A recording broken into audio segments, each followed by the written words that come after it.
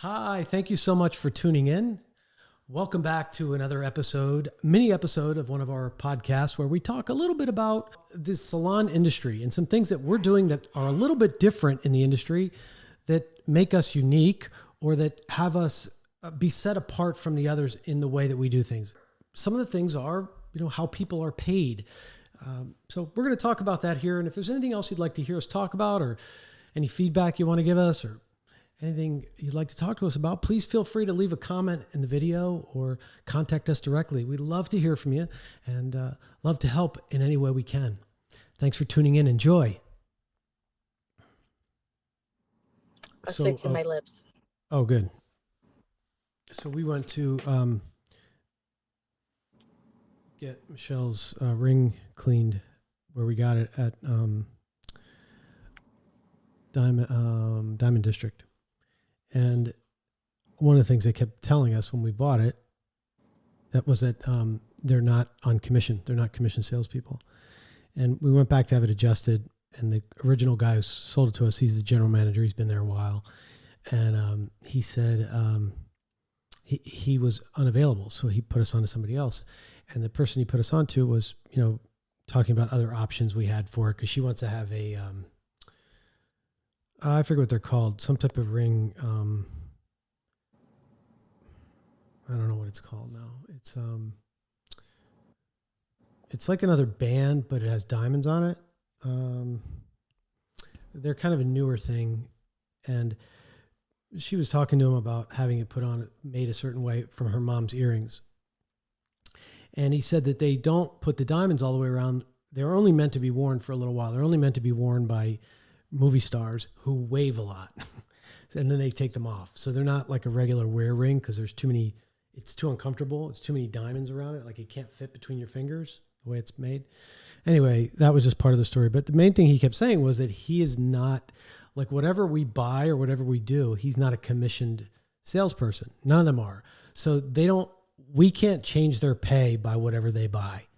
He told us that a couple of times. I thought it was just interesting how he said it because he was actually telling us not to buy an upgraded one or not to spend more. But he said specifically that you can't change my pay. And I thought that was interesting because people don't know that about us because we get accused of that sometimes when they, think there's a big ticket or whatever it is. They think, oh, well, because they had to pay so much that stylist was upselling them or whatever. Just never heard it worded that way. It was funny. Last week we had a guest who she originally went to Chris like back in January, and Chris said, "No, you don't need foils. Go home." Like, no, I'm not gonna. You don't need it, so I'm not doing it. So she went home. Then it was like last week she called and she was like, "I know I need foils now. I need foils. Let me get in with Chris." Well, I can't get you in with Chris this week. Like, it's not happening. I'm sorry. So I was like, well, come to the village. You come see me at the village. So she came to the village and she went to Maggie and Maggie was like, no, you still don't need foils. So how, that's been months. I don't know if her hair's growing really slow, but she literally didn't have had like whiter hair. So there wasn't a huge, but it was funny because Maggie could have done foils.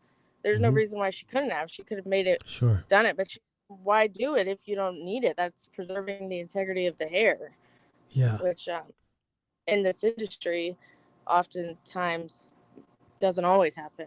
It's like, what can I sell you? In a lot of and I think that's the perception of it too. I think, whether or not the stylist is protecting the integrity of the hair or not, the perception always is that, I'm going to be upsold. That's the nature of people anyway, to think that they're going to try to sell me something, but definitely doesn't affect a stylist in our company at all. It affects them in no way for them to do a service that increases the sales. The ultimate thing is that most people may not be aware of is that they do everything that they can to make the hair beautiful, to give them the outcome that they want, and to make them happy, and that will affect their pay by them wanting to come back to the salon and being retained in our company rather than how much they sell or how many dollars they leave with us. So just something that I don't think is commonly known. And they really accentuated it at the Diamond District. I mean, he really made it a point to communicate that to us. As well as, because it was interesting having this other salesperson, as well as the salesperson sharing with us the history, the sourcing, their brand, and how long they've been in business, and how long he's worked there, and his role in the company, and just a lot of sharing of interesting, personalized information about the company and the organization, just how they separate themselves, how they're different, and why they're different. To be communicating that, because it's just not. I never even would have guessed that about there. Like, I never would have known what you just told me. You know, that's one of those things that you typically just always assume. You know, Sure. Seems like, and the same thing goes in our business as well, where if a stylist is not capable of doing what somebody's asked to do, they're not just going to do it because they have to. Right. If it's not something, like somebody walks in and wants a balayage and that person does not specialize in balayage, you know, rather than just throwing it on there, making it work, you know, they're able to direct somebody in the right direction that can do it.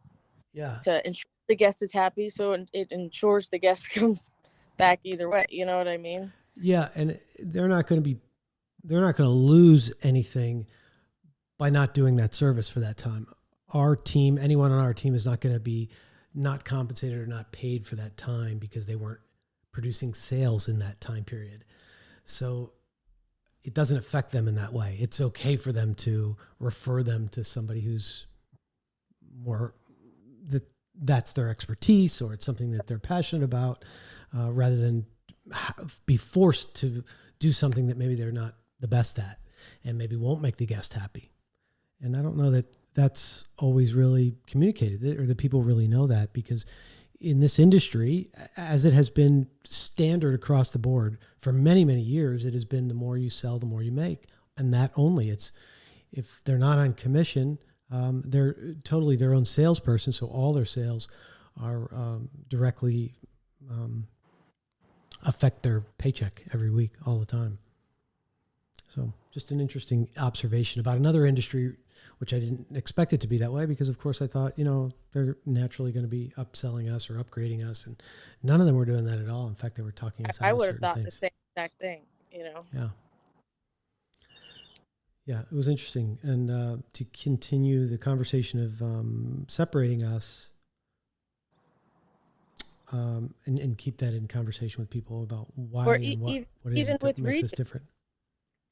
Even with redos, like on Saturday, I had a redo scheduled and the stylist wasn't coming in. So I had to, and the lady needed her hair done that day. She wanted it done. So we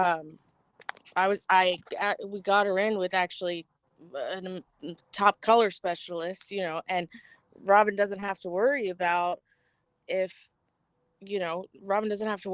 she's going to get paid to do it. Like, why would you want to do somebody else's redo?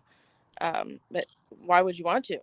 And she didn't even worry. She worked with me to get the woman in. So yeah, it's very helpful in that area as well. It's a big difference. And they don't even realize too, when I have somebody unhappy and I have to refund them a lot of the time, like, I mean, I'll refund them just to ensure they're happy. Like, what can I do? If we didn't make the mark and we didn't make you happy, I don't want you to pay for it. You know, like if that ever happens, a lot of time I notice the guest is like, well, they're not going to get paid. And explaining to them, like, yes, they do still get paid. And all of our services are guaranteed. So yeah, and it gives us the ability to do that, where, you know, we see in the debates a lot of times with other salons where there's a very big problem with when there is a redo in a salon, especially if it's well, they call them salons, but especially if it's a booth rental type salon, and there needs to be a redo, or even a commission salon where they say, okay,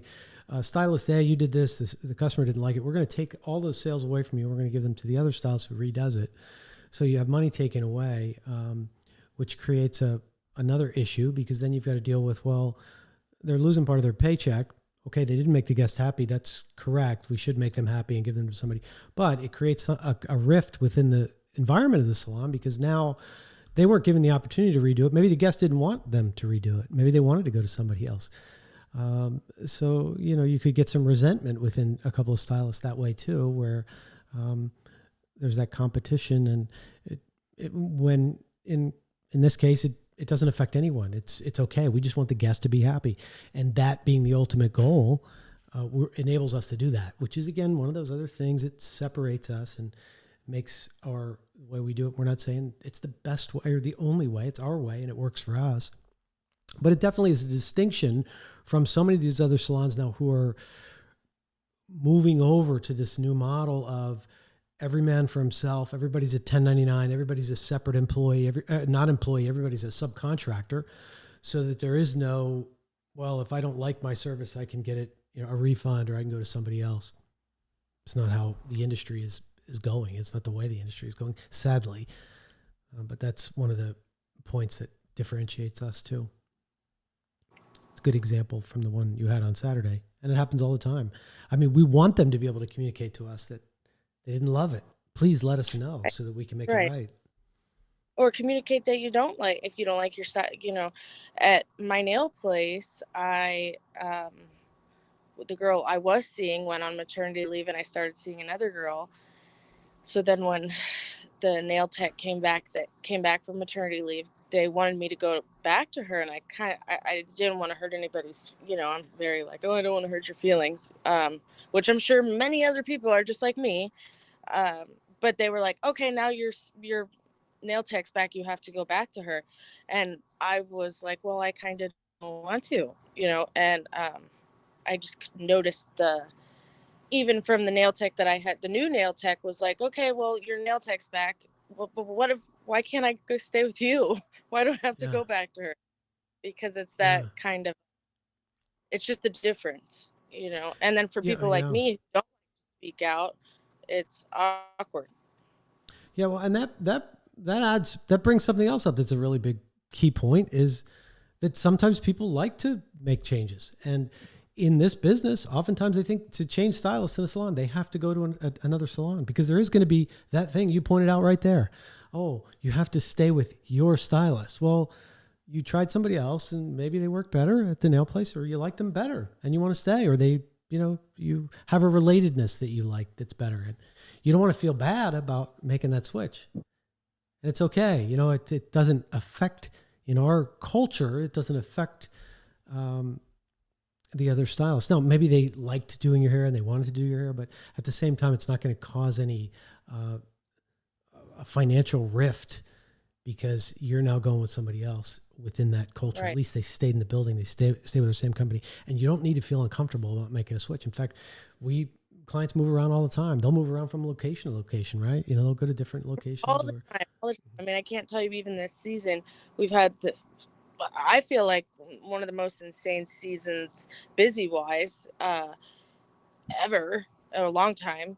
And all the time when they can't get in at another location, it's so easy to just be like, oh, well, I can get you in over here. It happens all the time. Yeah. And you don't wait 3 weeks to get in. If you can't get it in and you need this week, like, let me see what they recommend, what other stylists they recommend. You know what I mean? So, it's, at least there's that option. Always. Yeah. To stay within our culture of salons, our group. Yeah. That's all. That's what I wanted to, just talk about for a minute. Just a little brief segment of one of those things that differentiates us, because that's the conversation. Cool I got to see my baby girl. Yeah. You look beautiful, by the way, even though you weren't even prepared for the talk, as you said, or prepared, I know you like to get your blowouts for that.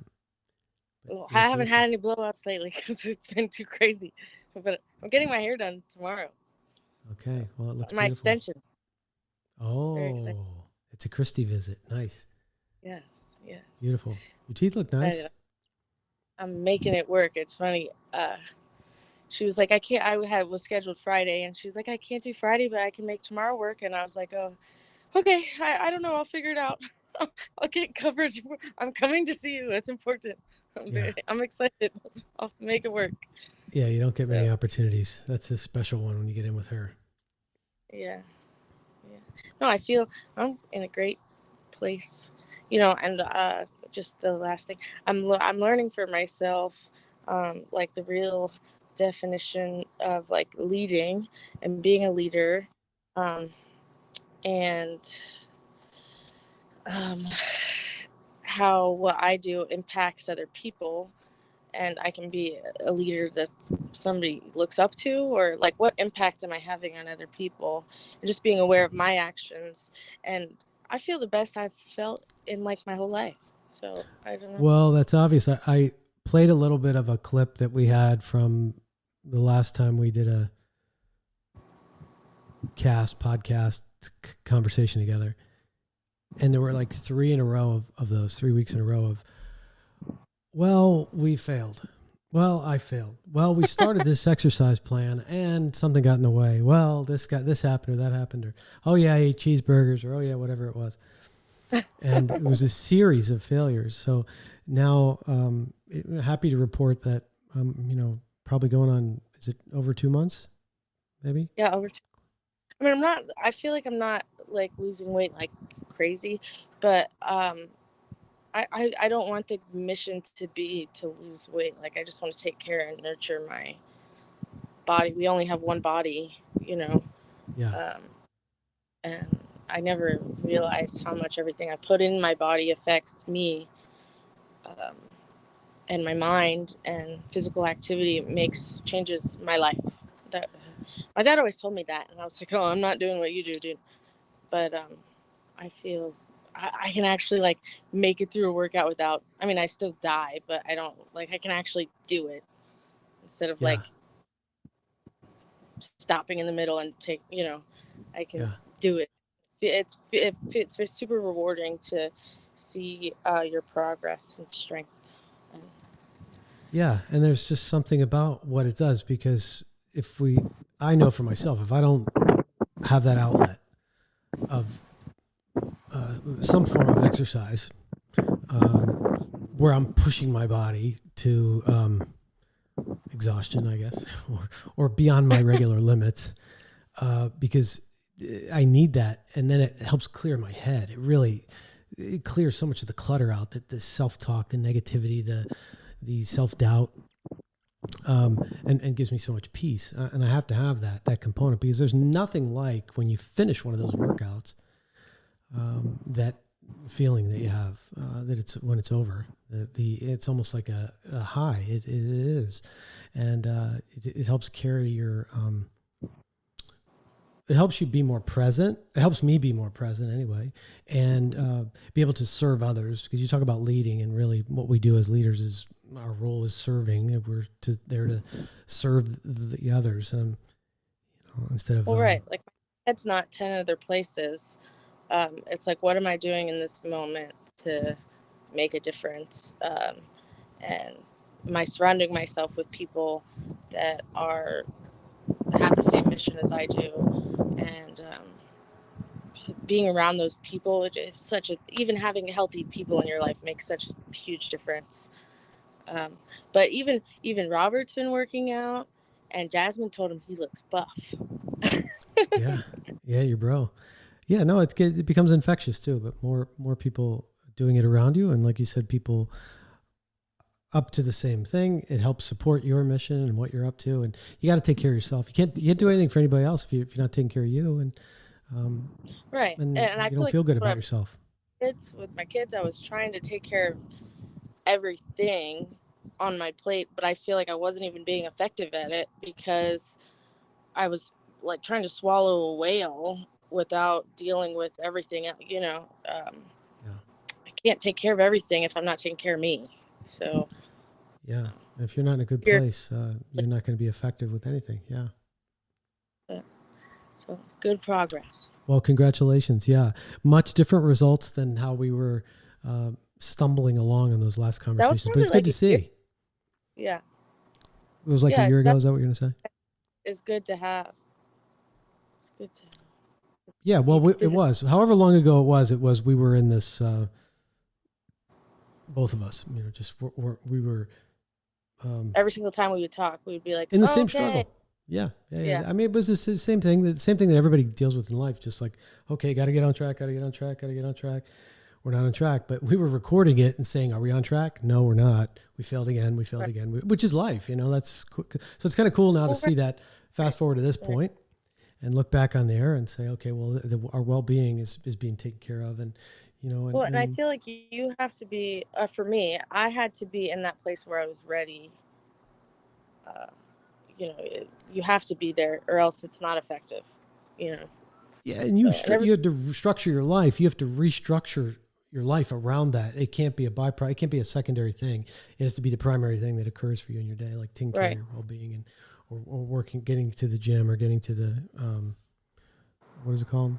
What is your burn? Getting to burn? Is that what you do? Yeah. And all those girls are so lovely and kind and uplifting. That makes a big difference too. And Mackenzie's fucking awesome. So yeah, go Kenz. She's an inspiration. Yeah. Cool. Well, much better to be around everywhere still. And what's that? I follow Mackenzie around everywhere still. And I'm like, okay, I don't know. I totally didn't hear what she just said. Can you do it again? And then she'll show me.